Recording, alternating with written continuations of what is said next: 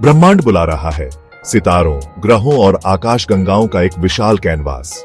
इसके रहस्यों ने समय की शुरुआत से ही मानवता को मोहित किया है। हम रात के आकाश को देखते हैं, विस्मय और आश्चर्य से भरे हुए।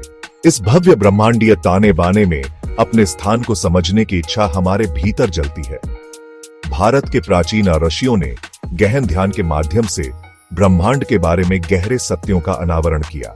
ये अंतर्दृष्टि वेदों में निहित है, प्राचीन ग्रंथ जो कालातीत ज्ञान प्रदान करते हैं। वेद जटिल क्रम और परस्पर संबंध के ब्रह्मांड का वर्णन करते हैं। वे अस्तित्व के 3 लोकों की बात करते हैं। प्रत्येक ब्रह्मांडीय संपूर्ण का प्रतिबिंब है। ये लोक अलग अलग संस्थाएं नहीं हैं, बल्कि सृष्टि के ताने बाने में आपस में गुंथे हुए धागे हैं। उन्हें स्थलीय, खगोलीय और मध्यवर्ती लोकों के रूप में जाना जाता है। स्थलीय लोक। I don't ever slow up, no I don't take shit. I got no love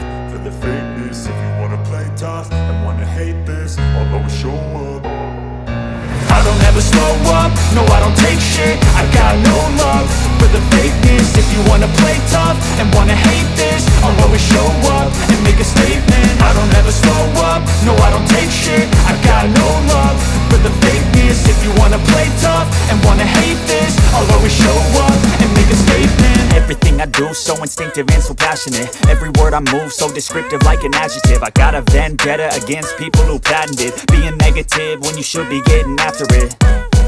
I got facts over tracks, this and that. Spitting slow, spitting fast. I could roast, I could gas. Think I'm okay at last, but I don't know if that can erase all the past. And the pettiness, a reflection of the emptiness. Hilarious, you think you're worth my time, you're delirious. Mysterious, because you hide behind a fake exterior. Inferior, you know I'll always be a bit superior. Get off of me, this ain't no humble brag. I want you to hear words, you can say them back. I want you to feel free from the chains that last, and to believe them. यह रहस्य और शक्ति का स्थान है।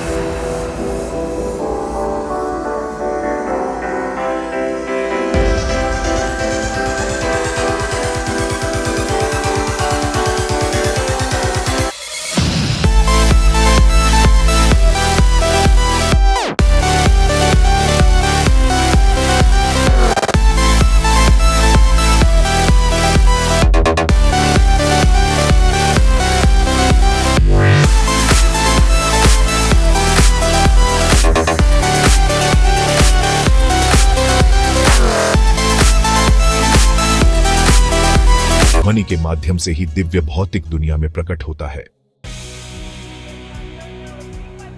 प्रकृति की शक्तियों को समर्पित अपने भजनों के साथ ऋग्वेद हमारे धरती के घर को समझने के लिए एक रूपरेखा प्रदान करता है। यह सभी जीवन की परस्पर संबद्धता को पहचानता है और प्रकृति के साथ सामंजस्य में रहने के महत्व पर जोर देता है। ऋग्वेद के भजन केवल काव्यात्मक अभिव्यक्तियां नहीं हैं, बल्कि उनमें गहरी वैज्ञानिक अंतर्दृष्टि है। ऋग्वेद सूर्य को पृथ्वी पर सभी जीवन और ऊर्जा के स्रोत के रूप में वर्णित करता है। यह ऋतुओं और प्रकृति के चक्रों के महत्व को पहचानता है।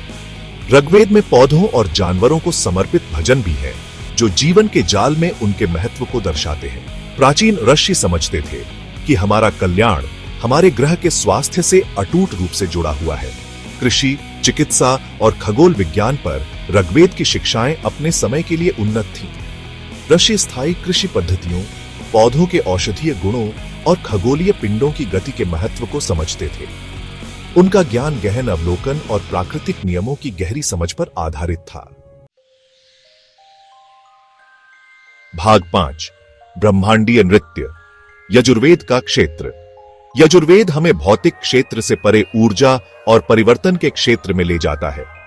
यह ब्रह्मांड को शक्तियों के गतिशील परस्पर क्रिया के रूप में वर्णित करता है, जो निरंतर गति और प्रवाह में है। यजुर्वेद उन सूक्ष्म ऊर्जाओं में अंतर्दृष्टि प्रदान करता है जो ब्रह्मांड को नियंत्रित करती है। यह इन ऊर्जाओं के साथ खुद को संरेखित करने के महत्व पर जोर देता है। यजुर्वेद यज्ञ पवित्र अग्नि समारोह के विज्ञान पर विस्तार से बताता है। यज्ञ केवल एक अनुष्ठान नहीं है, बल्कि ब्रह्मांडीय ऊर्जा के दोहन के लिए एक परिष्कृत तकनीक है। अग्नि में दी जाने वाली आहुतियां सूक्ष्म ऊर्जाओं में परिवर्तित हो जाती हैं, जो ब्रह्मांड का पोषण करती हैं।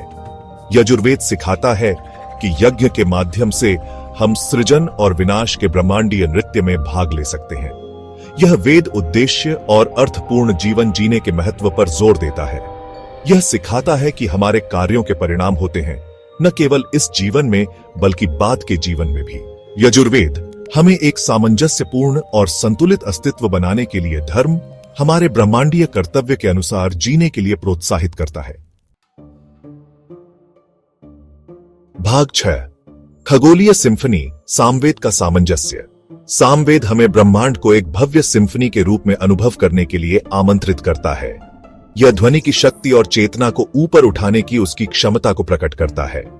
कहा जाता है कि सामवेद के मंत्र जब सही उच्चारण और लय के साथ गाए जाते हैं तो विशिष्ट कंपन पैदा करते हैं, जो ब्रह्मांडीय ऊर्जाओं के साथ प्रतिध्वनित होते हैं। सामवेद सिखाता है कि पूरा ब्रह्मांड नाद ब्रह्म, ब्रह्मांडीय ध्वनि के रूप में जानी जाने वाली सूक्ष्म कंपन से व्याप्त है। इसी आदि ध्वनि से सारा सृजन उत्पन्न होता है। सामवेद के मंत्र हमें इस ब्रह्मांडीय ध्वनि से जोड़ने और सभी चीजों की एकता का अनुभव करने के लिए डिजाइन किए गए हैं। संगीत और जप पर सामवेद का जोर हमारे जीवन में सुंदरता और सामंजस्य के महत्व पर प्रकाश डालता है। यह सिखाता है कि खुद को सुंदरता से घेरकर और खुद को प्रकृति की लय के साथ जोड़कर हम अधिक शांति और आनंद का अनुभव कर सकते हैं। सामवेद हमें आकाश के संगीत को सुनने और ब्रह्मांडीय ऑर्केस्ट्रा में अपना स्थान खोजने के लिए प्रोत्साहित करता है।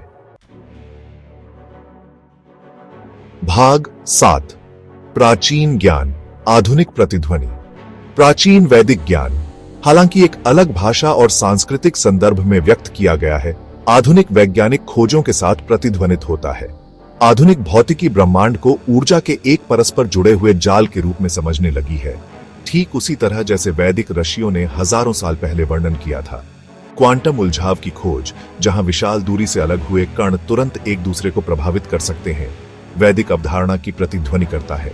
एक एकीकृत क्षेत्र सिद्धांत का विचार, जहां ब्रह्मांड में सभी बलों को एकल मूलभूत बल की अभिव्यक्ति के रूप में देखा जाता है, ब्रह्म की वैदिक अवधारणा के साथ संरेखित होता है।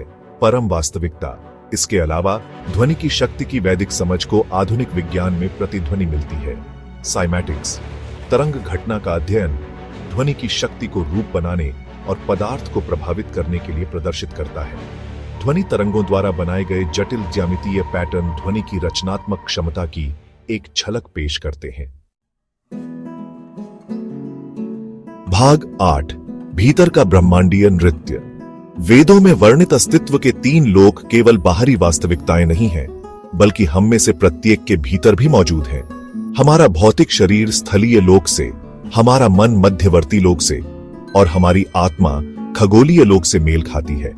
अपने भीतर चल रहे ब्रह्मांडीय सिद्धांतों को समझकर हम अधिक आत्म जागरूकता प्राप्त कर सकते हैं और अधिक पूर्ण जीवन जी सकते हैं।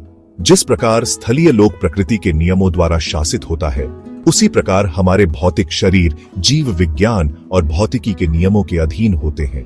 उचित आहार, व्यायाम और विश्राम के माध्यम से इन नियमों के साथ सामंजस्य बिठाकर हम शारीरिक स्वास्थ्य और कल्याण बनाए रख सकते हैं। हमारा मन मध्यवर्ती लोक की तरह निरंतर प्रवाह में है।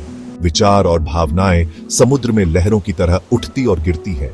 ध्यान और क्लीन कॉन्शियस का अभ्यास करके हम मन के उतार चढ़ाव को शांत कर सकते हैं और अधिक शांति और स्पष्टता का अनुभव कर सकते हैं। हमारी आत्मा खगोलीय लोक की तरह शाश्वत और अपरिवर्तनीय है। आध्यात्मिक साधनाओं के माध्यम से अपने आंतरिक देवत्व से जुड़कर हम सच्चे सुख और पूर्णता का अनुभव कर सकते हैं। भाग 9 अनंत की यात्रा। ब्रह्मांड की वैदिक समझ एक यात्रा है, मंजिल नहीं।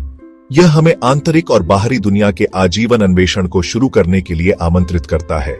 वेदों का अध्ययन करके, उनकी शिक्षाओं पर चिंतन करके और उनके ज्ञान को अपने जीवन में लागू करके हम ब्रह्मांड के रहस्यों को उजागर कर सकते हैं और अपनी पूरी क्षमता का एहसास कर सकते हैं। वेद प्राचीन ऋषियों का एक उपहार है, आत्मज्ञान का एक रोड मैप। वे हमें अपने भीतर और बाहर मौजूद अनंत संभावनाओं की एक झलक पेश करते हैं। यात्रा हमें करनी है। आइए हम ज्ञान और आत्म साक्षात्कार की इस पवित्र खोज को शुरू करें। आइए हम अस्तित्व के 3 लोकों का अन्वेषण करें, न केवल बाहरी वास्तविकताओं के रूप में, बल्कि अपने स्वयं के अस्तित्व के प्रतिबिंब के रूप में। वेदों का ज्ञान हमें अनंत की यात्रा पर हमारा मार्गदर्शन करे।